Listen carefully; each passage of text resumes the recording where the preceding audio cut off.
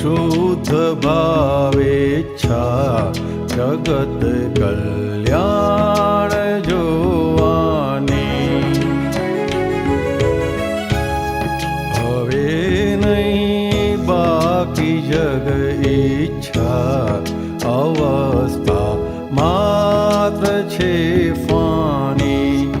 અમારી શુદ્ધ ભાવેચ્છા જગત કલ્યાણ જોવાની.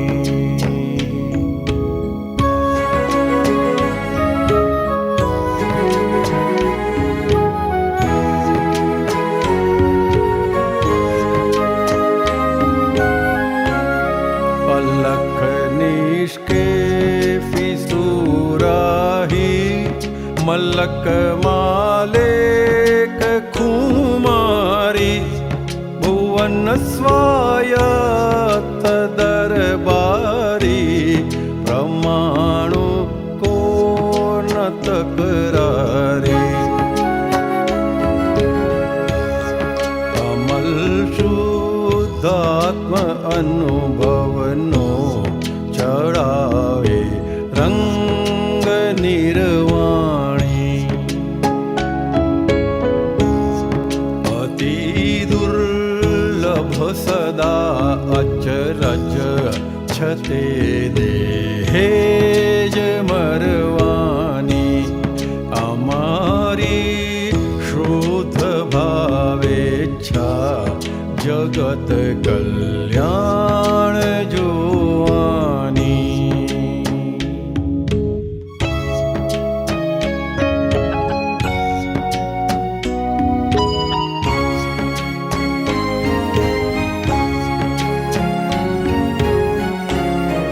જો સાધન દેહની હોડી ને લગની મુક્તિની જોડી તો સાર્થક.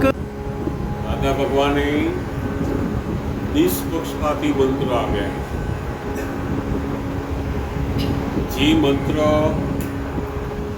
કોઈ એક ગુરુ માટે, કોઈ એક દેવ માટે નહીં, એવા અદ્ભુત ગુણોના જે ઘરનાર હોય એ ગુણોવાળા નમસ્કાર આપે. બહુ અદ્ભુત નિષ્પક્ષપાતી મંત્ર, પક્ષપાત વગરનો. આપણે બધા ઘણા મંત્રો જાણતા હોઈએ, પણ બધા કેવા હોય, કોઈ એક ધર્મના, કોઈ એક દેવના, એવા જાણે. બહુ અદ્ભુત આ મંત્ર છે. બોલાવો અહીંયા આપણે બોલવાનું છે. નમો વિતરાગાય, નમો અરિહંતાણમ, નમો સિદ્ધાણમ, નમો આયરિયાણમ, નમો વત્સાયાણમ, નમો લોય સવ સાહુણમ, એસો પંચનમુક્તારો, સવ્વપાવપણાસણો, મંગલાણં ચ સૌવેસી, બડવમ હવૈ મંગલમ. ઓમ નમો ભગવતી વાસુદેવાય. ઓમ નમઃ શિવાય. જય સચ્ચિદાનંદ. સર્વસ્વ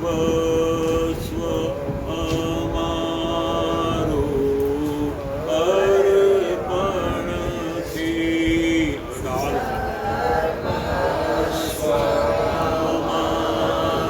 ચાલુ કરો.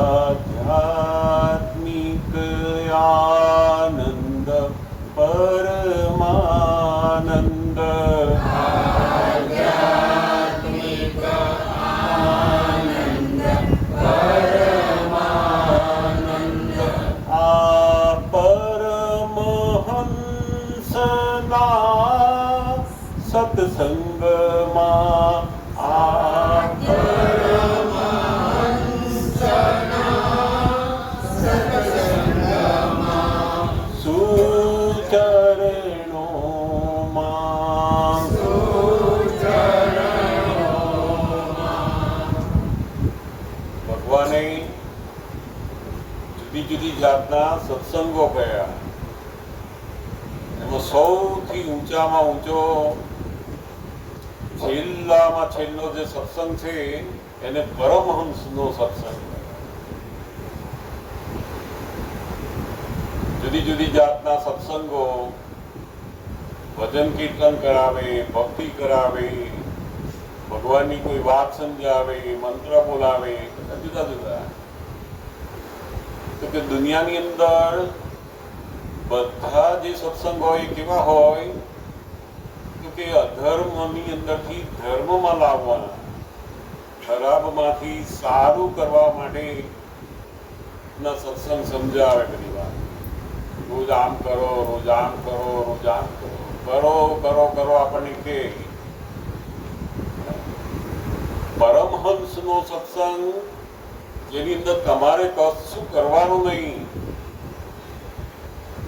સમજવા માટેનો સત્સંગ. અને એમાંય ખાસ આપણે ખરેખર કોણ છે એ જો સમજાઈ જાય, પરમહંસનો સત્સંગ. જે સત્સંગની અંદર કોઈ કાયદા હોય નહીં, આમ જ બેસવાનું, આમ જ કરવાનું અને આમ રહેવું જોઈએ, આમ કોઈ કાયદો નહીં. જ્યાં કોઈ વાદ વિવાદ ના હોય એવો જે સત્સંગ હોય એને પરમહંસ સત્સંગ. એ બહુ છેલ્લામાં છેલ્લો. અને એ જેને મળ્યો તેનું કામ થઈ ગયું, એનું મોક્ષનું કામ થઈ ગયું. બહુ કેટલાય જન્મોની એવી પુણ્ય જાગે ત્યારે જ એને એવો યોગ થાય, એ સિવાય થાય નહીં. જ્યાં સુધી એને ભજન કીર્તનમાં જાય, કોઈ પણ આનંદની જગ્યામાં જાય, જેમ કોઈ માણસ પિક્ચર જોવા જતો હોય, હોટલમાં જતો, બધા આનંદ માટે બધું કરે છે. એમ કેટલાક લોકોની એવી માન્યતા હોય, મંદિરમાં જાય, ધર્મ કરે, એમાં આનંદ આવે. પણ એ બધા સત્સંગો એ પુણ્યનું ફળ આપે, ફળવાળા હોય. ત્યાં જાય એટલે શું થાય તો કે કંઈક સારું કરે એટલે ખરાબ કરતો બંધ થયો.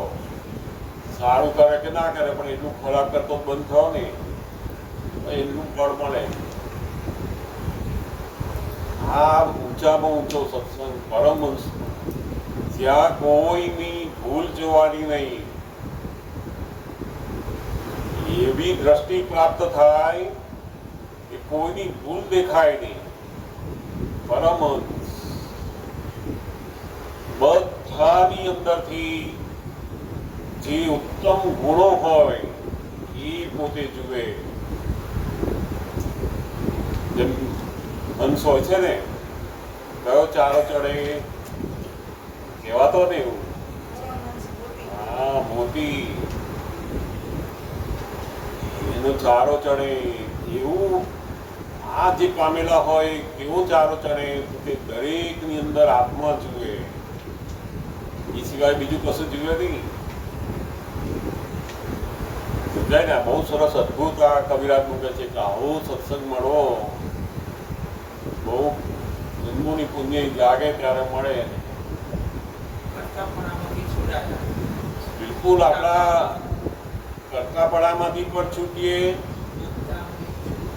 ભોગતામાંથી છૂટીએ, અને ખરેખર આ જીવનમાં કોઈની દોષ દેખાય નહીં. આ બધા પઝલ બધા થયેલા છે, એકબીજાની ભૂલો જોવાના. આમની આ ભૂલ, અમની આ ભૂલ, અમને આ ના કર્યું, અમને આખો દળ બસ જેની જોડે રહેતા હોય ત્યાં શું કરે? ભૂલ જુએ અને સુધારવા જાય. હસબન્ડ વાઈફને સુધારે, વાઈફ હસબન્ડને સુધારે. કેટલાય વર્ષો જતા રહે, છોકરા સુધરી જાય. બેને જો જો કરે એટલે શું થાય? છોકરા સમજી જાય કે આ કઈ ઠેકાણું નથી. બહુ ઊંચો ભાવ ઉત્પન્ન થાય આમાં. પછી સત્સંગમાં આવે એમ ઊભો થાય નહીં. એ તો થઈ જશે ધીરે ધીરે. આ મૂકવાનું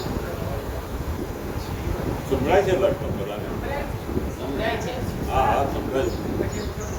ના બેસવા જોઈશે ને બાદ બેસનાર આવશે ને બાદ સંભળાય છે વાંધો નહીં.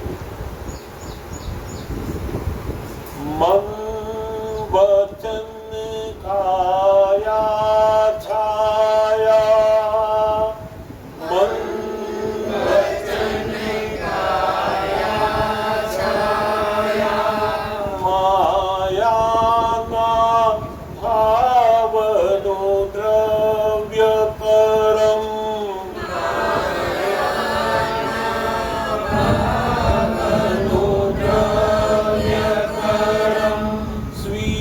સ્વીકારો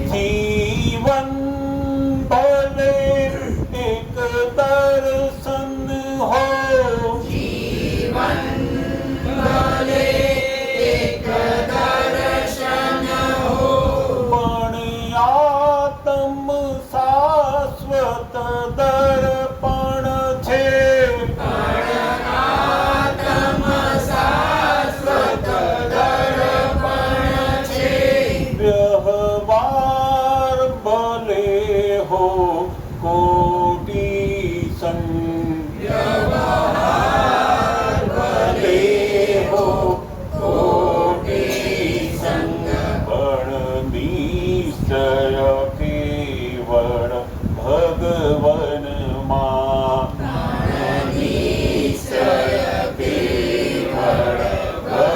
ભગવનમાં સર્વસ્વ અમારું અર્પણ છે.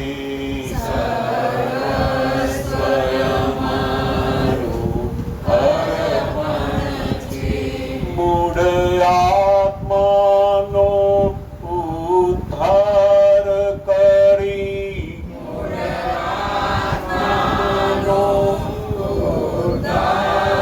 કરી જે શુદ્ધાત્માને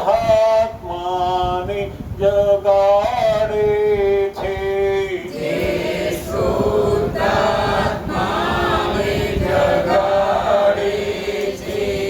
અપૂર્વ ગોચર નિઉલ્લસિત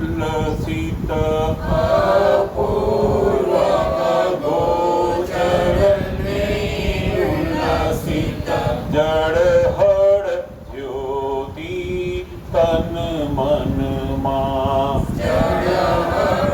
જ્યોતિ તન મનમાં સર્વસ્વ અમારું અર્પણ છે.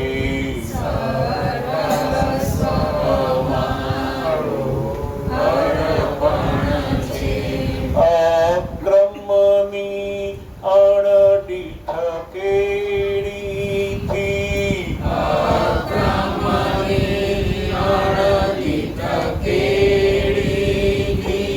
જે મોક્ષ દ્વાર ઉઘાડે છે.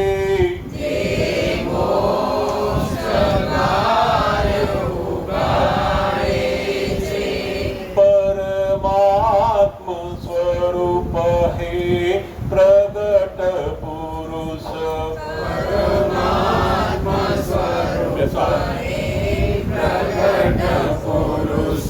આપ જ છો મારા શુદ્ધાત્મા.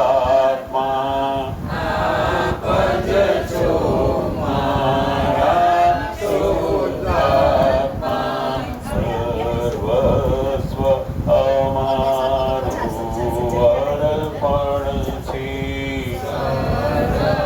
ખુશી હશે.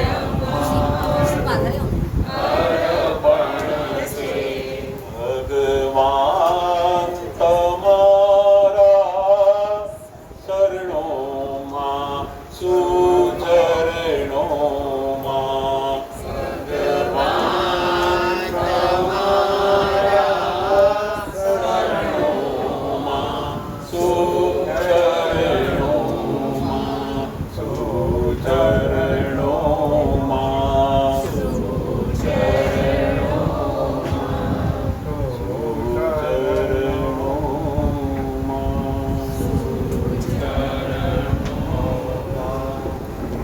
જય સચ્ચિદાનંદ.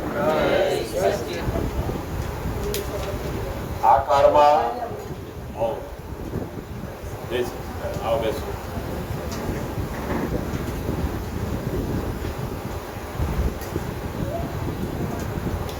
આ કાળમાં ભગવાને મોટામાં મોટો વિનય કયો તો કે આપણું ધ્યાન એ સત્સંગ એની જ્ઞાનની વાતોની અંદર આપણું ધ્યાન રહેવું.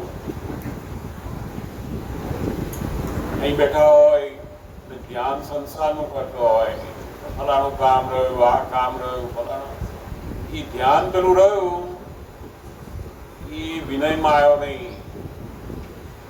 નહીં તો આ વિનય એ જ આપણને જે સત્સંગ હોય એ સત્સંગ આપણામાં પરિણામ પામે. પછી કેમ તો કે વિનય ધર્મ આવ્યો એટલે દાદા ભગવાને છૂટ આપી કે ભાઈ અહીંયા તમારે જેમ બેસો એમ બેસો, પગ લાંબા કરો, ટૂંકા કરો, બહાર બેહો, જેમ બેસો, ધ્યાન મારી પાસે.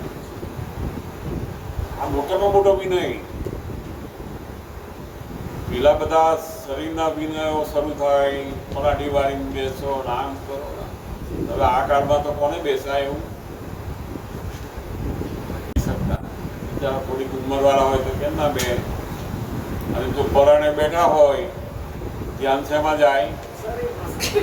શરીરમાં. ને પછી કાંઈક આ પેલા બોલનારા હવે થોડું બંધ કરે તો ઉઠીએ, હવે એવું થાય ને પછી આ પ્રવચન બંધ થાય એમનું તો ઉઠી આ પગ છોડાય. હવે એને જેલમાં બેઠો હોય એવું લાગે, ધ્યાન વર્તે નહીં. સમજાય ને? બહુ દાદા ભગવાને આ કાળની અંદર જે અધ્યાત્મ માર્ગ ખુલ્લો કર્યો એ એમણે જોયું કે આ કાળના લોકો એટલું કરી શકે એમ છે. આપણે કરવાનું કે કરીએ, પેલા કે મારાથી થતું નથી. કેટલા દાડા જાય એવા 25 વર્ષ થાય ને પેલા સાધુ કે કરે આ કરો, આમ કરો, આમ કરો. આપણે કે થતું નથી. અમારે બી ધંધો જોવાનો, ઘર જોવાનું, છોકરા જોવાનું, તકલીફો કા કરો, કેમ થાય? દાદા ભગવાન એવો અદભુત વૈજ્ઞાનિક ઘર બનાયા. ધંધો કરતા, નોકરી કરતા, વાઈફ જોડે રહેતા, બધું કરવા છતાં પણ નિરંતર ધર્મની અંદર રહી છે. તે પણ કેવો આત્મધર્મમાં, ઊંચામાં ઊંચો જે છેલ્લો ધર્મ છે એમાં રહી શકાય. એ તો આપણને કહે કે ફલાણું ભાઈ હવે તમે થોડું ત્યાગ કરીને આવો, થોડા ઉપવાસ કરો, જપ કરો. આપણાથી થાય નહીં. આપણને એમ થાય કે આપણાથી આ બધું થાય નહીં, હવે કેમનું કરીશું? બહુ અદભુત દાદા ભગવાન કુદરતી રીતે એમની અંદર એવું પ્રગટ થયું અને આપણે બધા એનો લાભ મળે. જેટલો આપણે એને સમજી શકીએ જીવનમાં આપણને પણ બહુ અદભુત કામ લાગે. તમારામાંથી કોઈને પ્રશ્ન હોય તો જરૂરથી બધાને પૂછાય. તમારા કોઈ પણ પ્રશ્ન હોય તો જરૂરથી પૂછજો. આપણો મોટાભાગે સત્સંગ બધો પ્રશ્નોત્તરી રૂપે હોય છે, એટલે તમારે પૂછવાનું, જે મનમાં આવે પૂછી શકાય. તમારે પૂછો જરૂરથી. હા, આપો માઇક આપો.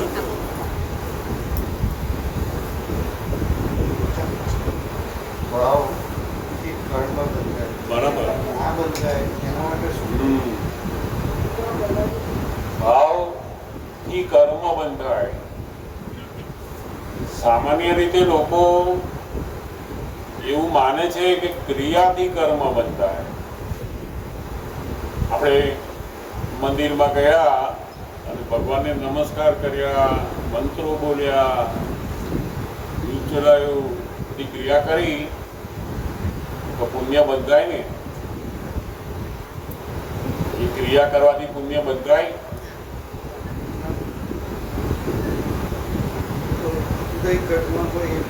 હા, એટલે આ બહુ રહસ્ય દાદા ભગવાને ખુલ્લું કર્યું. આખા જગતની અંદર એક એવી માન્યતા છે કે ધર્મની ક્રિયા કરીએ ત્યારે પુણ્ય બંધાય. અને કોઈક માણસ કોઈને મારતો હોય, ખીસું કાપતો હોય, ચોરી કરતો હોય તો શું કહે લોકો? કયું કર્મ બાંધે છે? એવું કહે લોકો કે આ જો આ ખરાબ કામ કરે છે એ પાપ બાંધે છે, અને પેલો ધર્મની અંદર સેવા કરે છે, મંદિરે જાય છે, મંત્ર બોલે છે, પુણ્ય બાંધે છે. હવે જો ભગવાનને પૂછવામાં આવે કે આ મંદિરમાં જનારો પુણ્ય બાંધી રહ્યો છે, એ હકીકતમાં સાચું છે? તો ભગવાન શું કહે? કેમ? હા, તો એ આમ ભગવાનને નમસ્કાર કરતો હોય જોડે જોડે એના બૂટને નમસ્કાર કરે. મારો બૂટ જતો ના હતો, કયું ધ્યાન કરે છે? ઉભો છે મૂર્તિ સામે, ધ્યાન. હા, જે નવા હોય હમણાં મોંઘા ભાવના લાયા હોય તો કેટલાક તો મંદિર જવાના જ જુદા રાખે. ધ્યાન તો રે, મંદિર જવાનું જુદા રાખો કે આપણે જતા રહે તો વાંધો નહીં. હા, કેટલાક મૂકીને જાય, પણ એ પાછું ત્યાં જાય ને તો તો ભગવાન આમ દર્શન કરતો હોય ને ત્યારે પાછું ધંધાનું દર્શન આવે, બહુ મોડું થઈ ગયું, કોક આપણને કશું બોલ્યું હોય એનું ધ્યાન આવે, આજે ફલાણા પૈસા બધા વપરાઈ ગયા, આ છોકરો આમ થઈ ગયો, ઘરના લોકો આમ, બધું ધ્યાન શેનું ચાલે? એનું કારણ શું છે? તો કે ભગવાન કરતા વધારે કિંમત શેની છે? સંસારની બધી વસ્તુઓની જેની કિંમત વધારે એનું ધ્યાન રહે. લોકો કે આમ ભગવાનનું ધ્યાન કરો, ધ્યાન કરો, પણ થવું જોઈએ ને, કે મારે થતું નથી, મારે કરવું છે પણ થાય નહીં.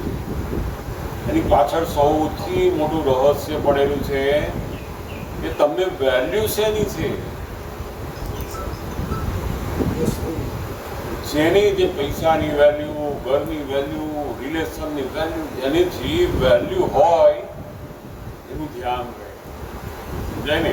એટલે આ ક્રિયાથી પુણ્ય બંધાય, આ ક્રિયાથી પાપ બંધાય એવું નથી, કે ભાવથી બંધાય છે. એક માણસ ઘરે બેઠો છે, એને બહુ ભાવ થાય કે મારું જો શરીર સારું હોય, મારું પૈસા સરસ હોય, મારી પાસે લોકોને મદદ કરું, જરા કેટલા દુઃખી છે, ભાવ કરે છે, એનાથી થતું નથી. ભાવ બહુ ઊંચા કરે છે અંદર. તો ભગવાન કે છે ઘરમાં બેઠો બેઠો પણ પુણ્ય કર્મ બાંધી રહ્યો છે. સમજાય ને? એટલે કર્મનો આખો સિદ્ધાંત ક્રિયા ઉપર નહીં, ભાવ ઉપર રહે. જગતને એવું ખબર જ નથી, એટલે તો બધા ક્રિયા પડ્યા, મારી પૂજા કરાવજો, મારું આમ કરાવજો, મારા ઘરે આવા યજ્ઞ કરાવજો, મારું ખોરાક. ક્રિયાને મહત્વ બહુ આપ્યું.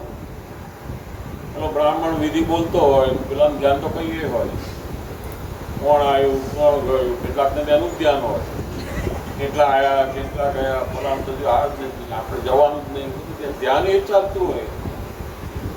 બ્રાહ્મણ એ શેનું ધ્યાન કરતો હોય? આ કામ પતાય બીજે જવાનું જ હતું, બીજે વિધિ ચાલવાની જ હતી. બોલો, આ બધાનું ધ્યાન જુઓ તમે. હા, આ બહુ કર્મ, હા, કર્મ નો આખો સિદ્ધાંત ભાવ ઉપર રહેલો. હા, એ આપણે કહીએ. હા, કર્મના પ્રકારો પછી લીધા કે જે કર્મ ફળ રૂપે આપણે ભોગવીએ છીએ એ બધા નો કર્મ થયા. ભગવાન એને શું કહ્યું? નો કર્મ. આપણી આંખથી દેખાય, આપણી ઇન્દ્રિયોથી અનુભવાય, બધા તમને સુગંધ આવે, સ્પર્શ થાય, ચાખો, ખાવ પીવો, બધા જે કર્મો છે ક્યાં છે? નો કર્મ. જે ઇન્દ્રિયો દ્વારા દેખાતા હોય બધા નો કર્મ. બહાર બધાને દેખાય તો જ્ઞાન આપો તો દેખાય, કોઈની મદદ કરો તો દેખાય. ખરેખર એ કર્મ નથી, પણ શું છે? ફળ છે કર્મનું. આપણે સવારે ઉઠીએ, આપણે ઉઠીએ, કર્મ ઉઠાડે. તમને અહીં લાવે તો કોણ લાવે? હા, બહુ મોટું રહસ્ય. આપણે તો કેટલા લોકોને કહ્યું હોય, અમુક જ આવી શકે, અમુક ના આવી શકે. શેના દ્વારા થાય છે બધું? કર્મ દ્વારા. આ રોડ ઉપર બધા એક્સિડન્ટ થતા હોય, કોણ કરતું હશે? એ બંનેના કર્મનો જે ફળ ભોગવવાનું આવે ને, ભેગા કરી આપે, સંયોગ ભેગા. પણ એ શેના અધીન? આ બે કેમ ભેગા થયા? અહીં બંનેના કર્મના હિસાબ સમજાય ને? શું કહો છો? હા, બોલો. હા, હા. તો ઘણી વખત જ્ઞાન થાય, આત્મજ્ઞાન થાય, પણ જ્ઞાન કરતો નથી, એનો ઉપાય જી. વાત નંબર 2, હા, કર્મ ક્યારે અકર્મમાં થાય? બરાબર, એ જ વાત કરી આપણે. જે જ્ઞાન ટકે નહીં, એ આત્મજ્ઞાન નથી. જ્ઞાનનો અર્થ જ કાયમ ટકે. જ્ઞાનનો જેમ તમારી પાસે તમારો દીકરો, તમારા વાઈફ હોય, આ મારી વાઈફ છે, એ જ્ઞાન કાયમ રહેશે કે જતું રહેશે? એનું જ્ઞાન થઈ ગયું તમને કે આ મારા વાઈફ, પછી જતું રહેશે ઊંઘમાં જાગો. અલૌકિકની વાત કરી. હા, એટલે આ લૌકિકનું જ્ઞાન જો જતું નથી તો અલૌકિકનું જ્ઞાન તો જાય ખરું, અને જો જતું રહેતું હોય તો જ્ઞાન ના કહેવાય. સમજાય ને? જ્ઞાનનો અર્થ જ જાય જ નહીં. હવે લૌકિકનું જ્ઞાન તો બધાને થાય છે, પણ અલૌકિકનું જ્ઞાન થતું નથી. કેમ? તો કે જ્યાં સુધી આ લૌકિકનું જ્ઞાન બરાબર ફિટ થઈ ગયું છે ને, એ ટૂંકે નહીં ત્યાં સુધી અલૌકિકનું થાય નહીં. શું નામ આપનું? બટુકભાઈ. હું બટુકભાઈ છું. એ જ્ઞાન આપણને ફિટ થઈ ગયું છે. હવે એ જ્ઞાન જ્યારે ફ્રેક્ચર થાય, તૂટી જાય, તો પેલું અલૌકિકનું જ્ઞાન થાય પાછું. તમારે અલૌકિકનું જ્ઞાન જોઈએ ને, લૌકિકનું અલૌકિક જ્ઞાન છે, થાય ઘણી વખત connect કરતું ન હોય. ના પણ પેલું તૂટ્યું હોય તો ટકે ને. એ તો highly impossible છે. સ્વતંત્ર અલૌકિક જગ્યા કોઈ બુદ્ધમ શરણમ ગચ્છામિ, સંઘમ શરણમ ગચ્છામિ છે. હા, એ પણ પોતાના બુદ્ધ તરીકે ભૂલી નથી શકતા. ના, એ ભૂલવા નહીં, પણ જ્ઞાન તૂટી જાય. પછી બુદ્ધ રહે ખરા, એ બુદ્ધ કેવા રહે? ડ્રામેટિક રહે. જેમ તમે કોઈ ડ્રામા હોય, એની અંદર કોઈ રામ બન્યો હોય તો રામનું કામ કરે ને બધું, એનું જે પાત્ર હોય તો કરે ને બધું, પણ એ અંદર એને શું ખબર હોય? એ રામ બન્યો હોય પણ અંદર એને શું ભાન શું હોય? એને જ્ઞાન કાંઈ ન હોય, રામ જ બન્યો હોય, પોતાની જાતને ભૂલી ગયો હોય. હા, ભૂલી ગયો હોય, એકદમ તાકાતની સાથે બહુ તાદાત્મ્ય. પણ એ તાદાત્મ્ય જેવું રામનું પૂરું થાય એટલે પછી હા, એ પેલું જ્ઞાન ડ્રામેટિક છે. એનું રામનું જે જ્ઞાન છે ડ્રામેટિક બન્યું છે. તો એવું આપણને પણ દાદા ભગવાનનું જે જ્ઞાન મળે એમાં તમે તમારું બટુકભાઈ છે એ જ્ઞાન ડ્રામેટિક બની જાય પછી.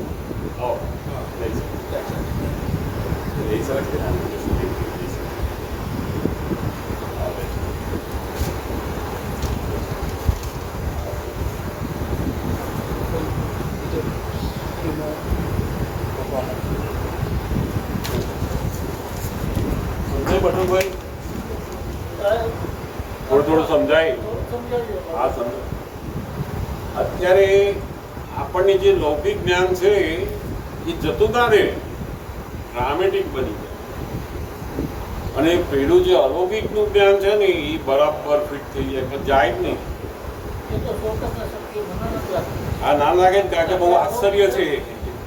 સમાધિ અવસ્થામાં બેઠો હોય તો આમ તો બધી ભૌતિક વસ્તુ જોતી જ હોય. હા, કારણ કે એ શક્ય છે જ નહીં. તમારી વાત બરાબર છે, શક્ય નથી એટલું બધું. પરંતુ જ્યાં સુધી આપણને કોઈ એવા જ્ઞાની મળે નહીં ને ત્યાં સુધી એ શક્ય જ નથી. પણ જો જ્ઞાની મળી જાય આપણને, બધું જ શક્ય છે. નામસ્મરણ અને ઉપાસના પદ્ધતિમાં કેટલો ફરક? બહુ ફરક, બહુ ફરક. નામ સ્મરણ એ વાણીનો યોગ છે. એની અંદર કોન્સન્ટ્રેશન થાય. નામ બોલે ને ત્યાં સુધી એનું કોન્સન્ટ્રેશન રહે. એનું થોડાક સમય, જેટલો સમય અડધો કલાક બેઠો અને કોઈ પણ ગુરુ કે ઈષ્ટદેવ કે કોઈ પણ નામ કરે, હવે એની જેટલી શ્રદ્ધા પાછી અંદર, એટલો સમય એને શાંતિ રહે ત્યાં. એનું કોન્સન્ટ્રેશન ત્યાં રહ્યું નામની અંદર. એ ખાલી એને એટલા સમયની એકાગ્રતા આપે, બીજું બહુ ફળ મળે નહીં. હા, સરસ ઉપાસના પદ્ધતિ એ શેની ઉપાસના કરે એનું ફળ મળે. શેની ઉપાસના કરે છે? જુદી જુદી જાતની બધી ઉપાસનાઓ, કોઈ નિયમ રાખ્યા હોય એની ઉપાસના, કોઈ ભણવાનું કંઈ વાંચવાની ઉપાસનાઓ, કોઈને ધ્યાન કરવાની ઉપાસનાઓ, જાત જાતની હોય. એ જેવી ઉપાસના પ્રત્યેની સિન્સિયરિટી એટલું ફળ એને મળ્યા કરે. પણ જ્ઞાન એ તો કોઈ જ્ઞાની મળે ત્યારે આત્મજ્ઞાની પુરુષ પાસે. જો આપણને અલૌકિક જ્ઞાન પ્રાપ્ત કરવું હોય તો જેણે પ્રાપ્ત કરેલું હોય એવા સમર્થ કોઈ પુરુષ હોય એની કૃપાથી એ પ્રાપ્ત થાય છે. એ છેલ્લામાં છેલ્લું આરસપણી અડો એટલે એની બેને લોખંડ સોનું બની જાય. અને એમાં એને કશું કરવાનું નહીં, સોનાએ કશું કરવાનું નહીં.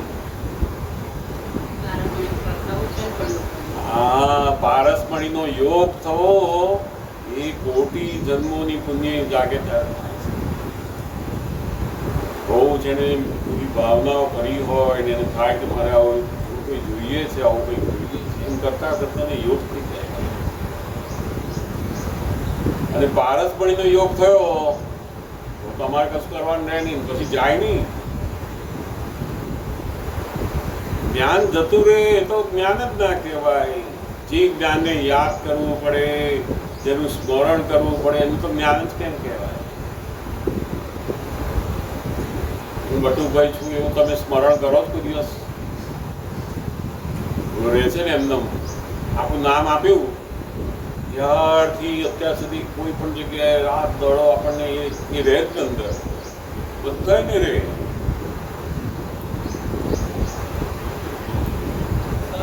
વેદોમાં છે હા, યથા પિંડે તથા બ્રહ્માંડે, યથા બ્રહ્માંડે તથા પિંડે. બરાબર. એનું રહસ્ય આ જ છે કે તમે ખરેખર કોણ છો એ જો જાણી લો તમે તો આખું દુનિયા જગત, આખું જગત તમે જાણી લીધું. પિંડે સો બ્રહ્માંડ.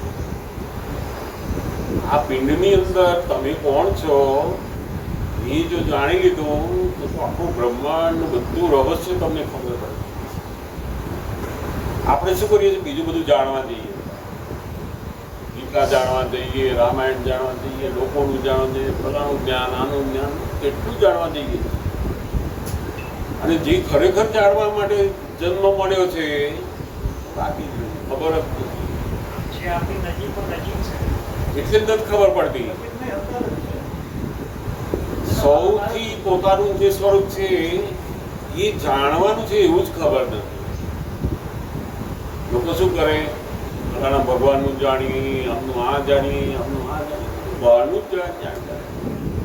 અને એ બધી પાછી જાણકારી કેવી છે? કેટલાકને બહુ જાણકારી હોય ને એ જાણકારી શું કામ કરે? ઇમોશનલ કરે માણસ. જેમ તમે ડૉક્ટરનું જ્ઞાન બહુ જાણતા શું થાય? તમને સહેજ કશું થાય એટલે તમને શું જ્ઞાન શું કામ કરે? તમે ડૉક્ટર હો અને તમને વધારે પડતું જ્ઞાન હોય બધું, અને સહેજ એમ પગ દુખતો હોય તો તમને શું તરત થાય?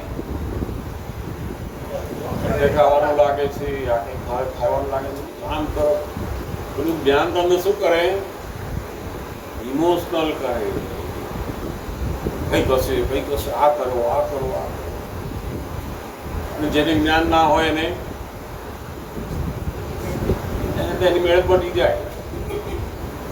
પેલો ઉડતો બધું દોડાદોડ કરે ને, ઇમોશનલ થવાથી ઉડતા રોગો વધે.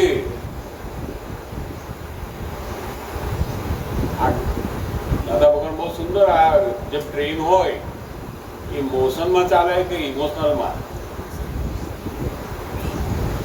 ટ્રેન ચાલતી હોય પાટા ઉપર, મોશનમાં હોય કે ઇમોશનલમાં?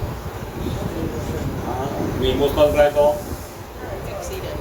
એક્સિડન્ટ એવું. બીજાના ખેતરમાં ઘૂસે તો વાંધો નહીં, પણ અંદર બેઠેલા બધા ઘૂસી જાય ને. અંદર બેઠેલા તો બધું થઈ જાય પહેલા. ખેતરવાળો તો કે પડો પડ્યો થતા એવું જો બહારનું ઇમોશનલ પણ આટલી બધી ઇફેક્ટ આપે છે તો તમે તમારી અંદર બધા ઇમોશનલ થાઓ એનું શું ફળ આવતું દાદા ભગવાને બહુ બધા રોગોનું રહસ્ય બતાવ્યું તમારું ઇમોશનલ પણ મેક્સિમમ બધા રોગો ઉત્પન્ન કરે છે પેલો કે આ ખાવાથી થયું આમ ખાવાથી થયું કશું થતું નથી સમજાય છે બહુ જમતી વખતે માણસ ઇમોશનલ આપણે જમવા બેઠા હોય ત્યારે કેવા હોઈએ છીએ ઇમોશનલ એકદમ આમ શરીર ખાયા કરતું ને આપણે કહીએ પહોંચી ગયા ધંધામાં કોઈની જોડે વાતો કરતા હોય ફલાણું ગોઠવવાનું બાકી છે આજે મને ફલાણું આમ કહી ગઈ બધી ચાલતું ઇમોશનલ સમજાય ને એટલે આ જે જ્ઞાન છે જગતના બધા ઇમોશનલ કરનારા છે માત્ર અહમ બ્રહ્માસ્મીનું જ્ઞાન જો જાણ્યું મોશનમાં આયમ માટે મોશન અને એનાથી શું થાય એટલો બધો આનંદ રહ્યા જ કરે સહેજે આનંદ મોશનમાં એ જ્ઞાન જાય નહીં પછી સમજાયું હા પૂછો પૂછો બધા ના પૂછો બહુ સરસ પૂછો તમે સરસ પૂછો અનેક સંપ્રદાયો છે. હા બહુ ધર્મો છે. બહુ ધર્મ ગુરુઓ છે, હા રત્ના બંધુઓ છે, બુદ્ધિજીવીઓ છે, હા શાસ્ત્રાર્થ કરનારા છે, બહુ લોકો મહા પેલા શું કહેવાય મંડલેશ્વરો શંકરાચાર્યો બધા બહુ છે 80 કરોડ લોકોને મોદીને જન્મ આપવાનું પડે છે. આવી ભારત વર્ષની સ્થિતિને ન્યૂઝપેપર જુઓ તો તમને ઉપકો આવી જાય. હા કેમ બધા સમાચાર હોય, ખરાબ સમાચાર હોય. ભારત વર્ષમાં આટલું બધું હોવા છતાં આવી પરિસ્થિતિ કેમ? એની સામે ચાઇનામાં, યુરોપમાં, અમેરિકામાં ભારત જેવું તો નથી. ભલે ત્યાં એટલા બધા સંપ્રદાયો નથી, એટલા બધા ગુરુઓ નથી, છતાં આપણી સરખામણી આમ કહેવાય વધારે સુખ શાંતિ એવું લાગે.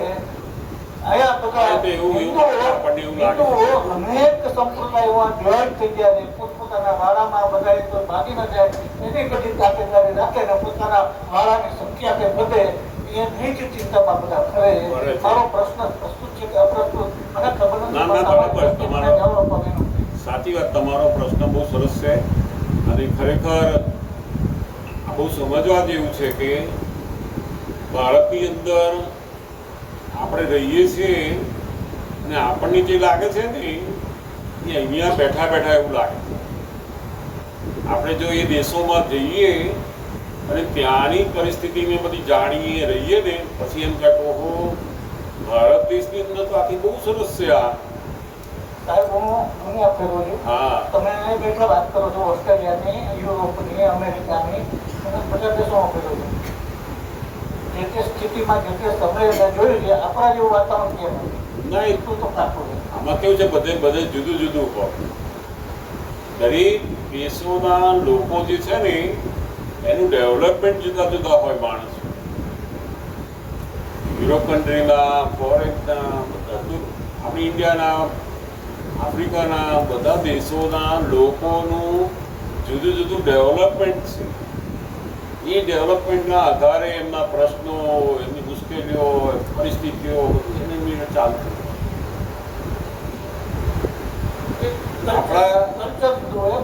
હા બધાય જેમ બાળ મંદિરની અંદર બધા નાના નાના છોકરાઓ હોય એ લોકોને કેટલા પ્રશ્નો હોય, એ લોકોને કેટલા પ્રશ્નો હોય હે? નાના નાના છોકરાઓ હોય એને કેટલા હોય? ના પણ નાની ઉંમરના હોય તો શું ના હોય?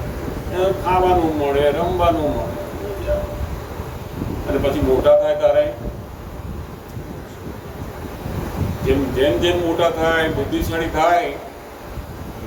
લોકોને 25 જણને જોડે રાખો કેટલા પ્રશ્નો થાય? એમને કેમ થાય છે? આ ડેવલપ થયેલા છે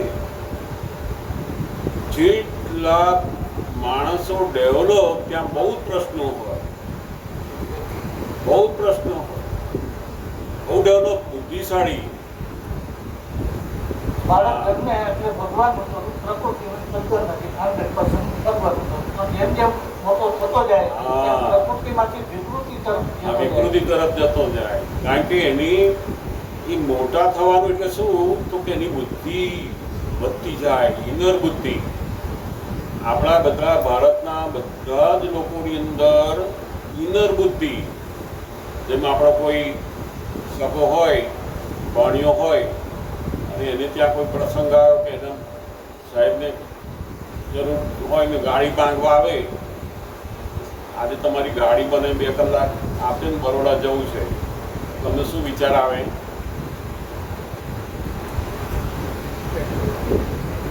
બે કલાક અહીંથી બરોડા જવાનું, બરોડાથી પાછું આવવાનું, લઈ જાય ક્યારે આવે, કેવી ચલાવે, કેટલા વિચાર આવે આપણને. અને ફોરેનમાં કહ્યું હોય તો એને આપ્યું હોય તો આપી દે, ના આપ્યું ના કહી દે. વિચાર કરે ખરો એ? અને તમે તો એટલા ફાસ્ટ વિચાર અંદર આવે અને પાછળ એને જવાબ શું આપવાનો એ આવડી જાય તમને. કેમ એવું આવડે છે?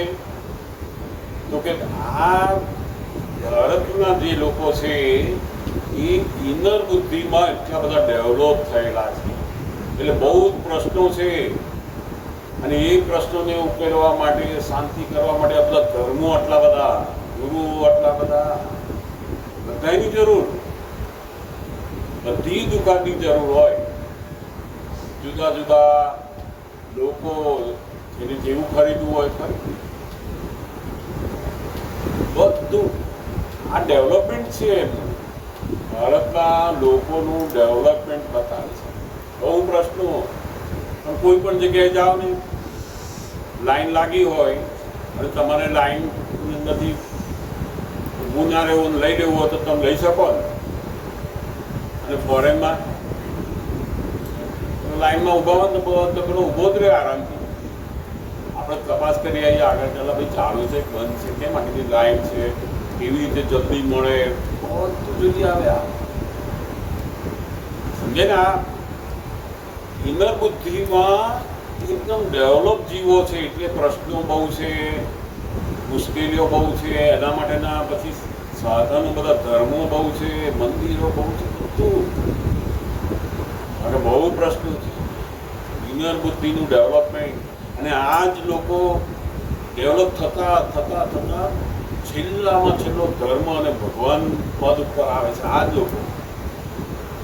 ફોરેનમાં કોઈ સાંભળ્યું કે ભગવાન થયા ત્યાં? કેમ નહીં? એનું કારણ છે ડેવલપમેન્ટ નથી. એ જગ્યા કઈ છે? બાળકો જેવી સહજ સરળ બધું. ત્યાં એવા બધા ભ્રષ્ટાચારી નહીં, એટલો કશું મુશ્કેલીઓ બહુ નહીં. એવી મુશ્કેલીઓ નાની નાની, આપણા જેવું નહીં બધું. નોર્મલ બધા સરળ માણસ. સરળ પણ આ કેવું તો આ, ના કેવું તો ના.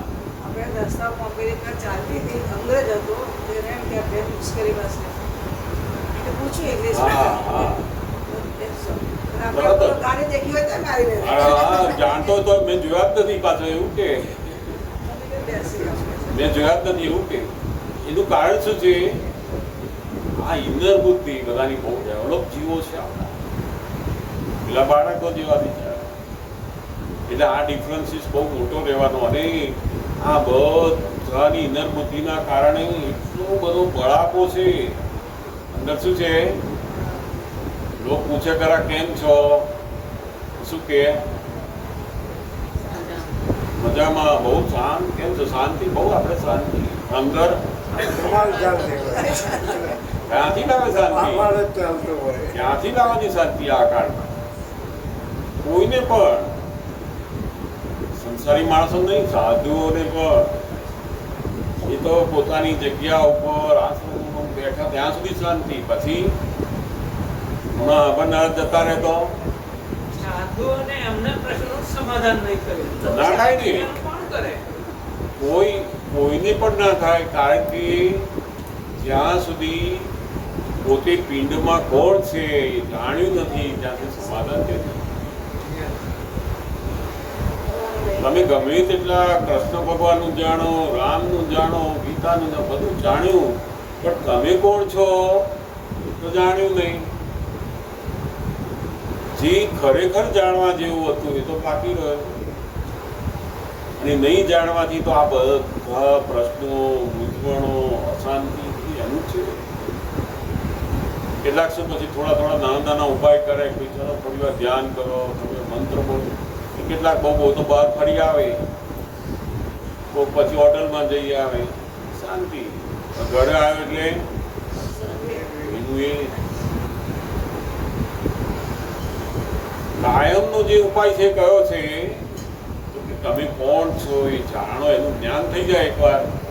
કાયમનો અરે બહુ લખું છું મારે કે હા. ઉઠને વાંચવા માટે હું કોણ છું ને કરે છે કોણ એ સમજાય તો ઉઠને બહુ સાગર બહુ બધો કોયડો ઉકળી જાય, કોયડો જ ઉકળી જાય. એટલે દાદા ભગવાન બહુ મોટી વાત કહી કે આખી દુનિયા, સાધુ, સંતો, સંન્યાસીઓ બધા પઝલની અંદર ડિઝોલ્વ છે. એમના પઝલ છે, આપણે આપણા પઝલ છે. આ દુનિયામાં કોઈ પઝલને સોલ્વ કરીને બેઠેલા નથી. માત્ર જ્ઞાની અને એમના ફોલોઅર્સ હોય, જેમના જ્ઞાનને પામેલા એ ડિઝોલ્વ થાય નહીં અને પઝલ જ રહે નહીં.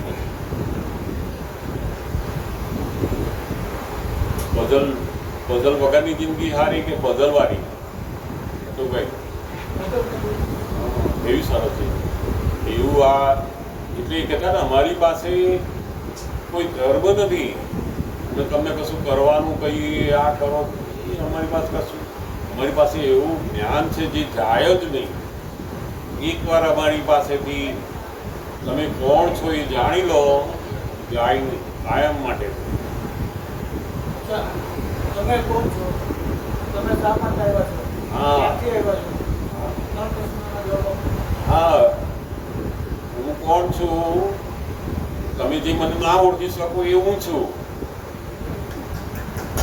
તમે મને ઓળખી જ ના શકો એવું હું છું. હવે હું ક્યાંથી આવ્યો તો કે આપણે અનંત કાળથી જે અવર જવર છે એ માત્ર શરીરની છે. એમાં હું આવ્યો નથી, ગયો નથી. અને ક્યાં જવાનો, આવેલો હોય તો જવાનો હોય, આવેલો હોય તો જવાનો હોય ને. કાયમનો હોય ને જવાનું ક્યાં હોય? કાયમી હોય જવાના હોય. આ પોતાનું સ્વરૂપ. અને અવર જવર કરનારું જે છે એ આખો કર્મ સત્તાનો ભાગ એટલે એની મેળે કામ કર્યા કરે. શા માટે આવ્યા? કશા માટે આવવાનું ના હોય, કર્મના આવો જય સચ્ચિદાનંદ. ગરીબ જીવ માત્ર આવતો નથી, આવવું પડે છે. આખા જગતમાં જય સચ્ચિદાનંદ. આવો જય સચ્ચિદાનંદ. બેસો આરામથી બેસજો. હા. બેસ બેટા, આરામથી બેસ. એકદમ સરસ બેસો. એ કર્મ ભોગવવા માટે આવું આ જગતમાં કોઈ જાતે આવતું નથી, કોઈ જ આવતું નથી. કૃષ્ણ ભગવાન, રામ, મહાવીર કોઈ જાતે આવ્યા નથી. બધાએ આપણે બધાએ કોઈ જાતે આવતું હશે? આવું આવા પઝલની અંદર કોણ જાતે આવે? તો કે એને આવવું પડે. જેના કારણે તો કે પોતે જે કર્મનો હિસાબ બાંધ્યો હોય એ કર્મ એને લઈ જાય. પછી એનું કર્મ જેવા પ્રકારનું હોય ત્યાં એને લઈ જાય. કૃષ્ણ ભગવાન એવા કર્મો બાંધ્યા છે તો એના તો જ લઈ જાય નહીં, તો જ લઈ જાય, તો જ જેલમાં જન્મ થાય. આટલા મોટા ભગવાન પણ કર્મ શું? તો કે એ કર્મ એના ફળ ઉપરથી ખબર પડે. રામને આ ફળ આવ્યું, બધાને આવે. રામને વનવાસ આવે, રાધા ભગવાનની મારે બધાને આવે. દરેક જીવ માત્રના જે કર્મ છે એની અંદર કોઈ પક્ષપાત હોય નહીં. તમે રામ છો એટલે તમને ના આવે, ફલાણા ભાઈ આ મોટા છે તમને ના, એને એના કર્મનો ફળ એની મેળે જ ભોગવાના આવે છે. પણ ફરક શું પડે તો કે એમની કર્મના ફળ ભોગવતી વખતે એ કોઈને દોષિત જુએ નહીં. એમનું કર્મનું જ્યારે ફળ આવે ને ત્યારે બિલકુલ એને સાતા રહે, અંદર ઠંડક રહે, એની અંદર શોક ઉત્પન્ન ના થાય. કેમ આવું થઈ ગયું, મને કેમ આવું, આમણે આવું કર્યું, કોઈ એવું ઊભું જ ના થાય. એટલે કહેવાય છે ને કે જ્ઞાનીઓ કર્મ બધા હસીને ભોગવે અને અજ્ઞાની કર્મ ભોગવે ત્યારે શું કરે? રડીને ભોગવે. ફરક આટલો જ, બંને ભોગવે. આ જગતમાં કોઈ આવતું નથી, આવવું પડે ના, એને છૂટકો જ નહીં. કૃષ્ણ ભગવાનની એમના જે કર્મો હોય એ પ્રમાણે એમને આવવું પડે, દુર્યોધનની સભામાં બેસવું પડે, લોકોને સમજાવવા પડે, શું કરવું પડે? સમજાયું? હા, જરૂર જરૂર પૂછો. આ બધા પ્રશ્નોમાં સંતોષ થાય છે જ તમને? હા, તો પૂછજો આગળ, નહીં તો કહેજો પાછા મન તમે.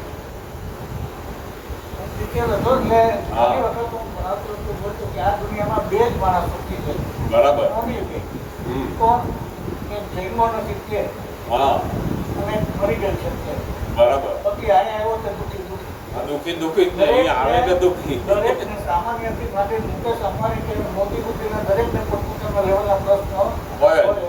હોય.